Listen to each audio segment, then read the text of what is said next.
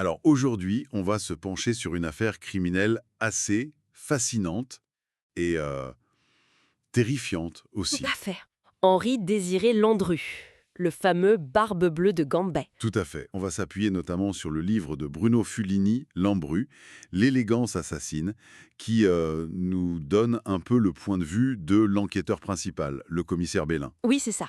L'idée, c'est de comprendre un peu comment cet homme, qui avait l'air d'un petit bourgeois tout à fait normal, Oui, respectable même. exactement, comment il a pu séduire et puis faire disparaître autant de femmes juste après la Première Guerre C'est mondiale. ça qui est fou, ce contraste. Ben oui. Et puis on va voir comment l'enquête a avancé, parce que le gros problème, c'était l'absence de corps.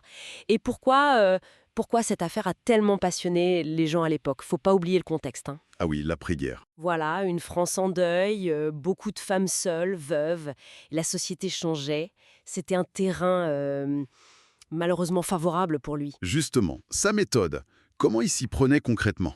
Ben, ça commençait souvent par des petites annonces. Ah oui, les petites annonces matrimoniales. C'est ça. Il visait les femmes seules qui avaient des économies. Des veuves de guerre souvent. Et après, il jonglait avec les identités. Dupont, Frémier. Exactement. Plusieurs pseudonymes pour brouiller les pistes. Et puis il louait des villas, des endroits discrets. À Vernouillet, puis à Gambais. Voilà, Gambais surtout. Pour y attirer ses victimes présumées à ce stade de l'enquête. Ce qui est incroyable, c'est sa méticulosité. Ses carnets, Ah oui, les fameux carnets. il notait tout. Les dépenses. Même les billets de train, c'est ça qui est terrible. Un aller-retour pour lui et un aller simple pour elle. Glaçant. Et les listes de noms, hein. Madame Colombe, Madame Buisson, c'est Ça fait froid dans le dos. carrément une organisation vraiment millimétrée. Et face à ça, il y avait l'inspecteur Jean Belin, assez jeune à l'époque. Oui. Et ce qui est intéressant dans le récit de Fulini, c'est de voir sa ténacité. Parce qu'au début, son chef, le commissaire Bichon, il n'y croyait pas trop. Ah bon? Il était sceptique. Oui, il lui aurait dit un truc du genre vous y croyez, vous, à ces histoires de disparition un peu ironique, quoi. Mais Belin, lui, il n'a pas lâché l'affaire. Impressionnant cette persévérance. Qu'est-ce qui a fait basculer l'enquête alors? Le moment clé, c'est un témoignage. Celui de Mademoiselle Lacoste. La sœur d'une des disparues. Exactement, la sœur de Madame Buisson. Elle reconnaît Landru dans un magasin à Paris, au Lion de Faïence. Sauf qu'elle utilisait un faux nom, bien sûr. Ah, et ça a tout déclenché. Oui, cette identification formelle, c'est crucial. Ça mène Belin direct à son adresse, rue Rochoir. Et là, coup de théâtre. Il l'arrête? Il l'arrête le jour de ses 50 ans en plus. Et c'est là qu'il trouve enfin un papier avec son vrai nom, Landru. D'accord. Donc là, ils le tiennent. Mais le plus dur reste à faire. Prouver les meurtres. Ça encore, c'est compliqué. C'est tout le problème. Belin trouve les carnets, oui. Il trouve aussi dans une remise à Clichy plein d'objets qui appartenaient aux femmes disparues. Des meubles, des vêtements, des papiers. Des preuves de ses liens avec elle, mais pas de leur mort. Fameuse cuisinière de Gambais. Ah oui, la cuisinière. L'horreur. Belin raconte avoir fait des tests, des expériences pour montrer qu'on pouvait y brûler des restes humains. Ils auraient même réussi à faire disparaître une tête de mouton très vite. Incroyable. Et les analyses des cendres de cette cuisinière et autour vont révéler des trous œufs, des petits fragments d'os, des os humains, calcinés, parfois même sciés. Mon Dieu. Et Landru, face à ça, il craque, il avoue. Jamais.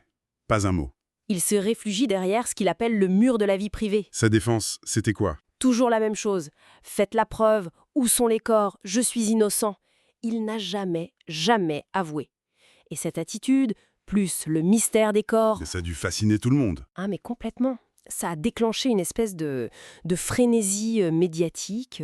Le procès à Versailles en 1921, c'était l'événement mondain de l'année. Tout le monde voulait y être, c'est ça? Mistinguett, Chevalier. Oui, oui.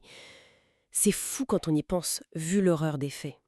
Mais il y avait ce mélange de mystère et puis la personnalité de Landru lui-même au procès. Comment il était? Calme, ironique, parfois, presque joueur, un peu cabotin. Et puis il y avait cette fascination morbide pour le monstre. Il y avait des chansons, des blagues, le joyeux fumiste on l'appelait. Terrible. Et son avocat, maître de Moreau Jafferi, très célèbre, a joué à fond sur le doute. Sa plaidoirie martelait la question. Mais où sont les cadavres? Malin, mais ça n'a pas suffi. Non.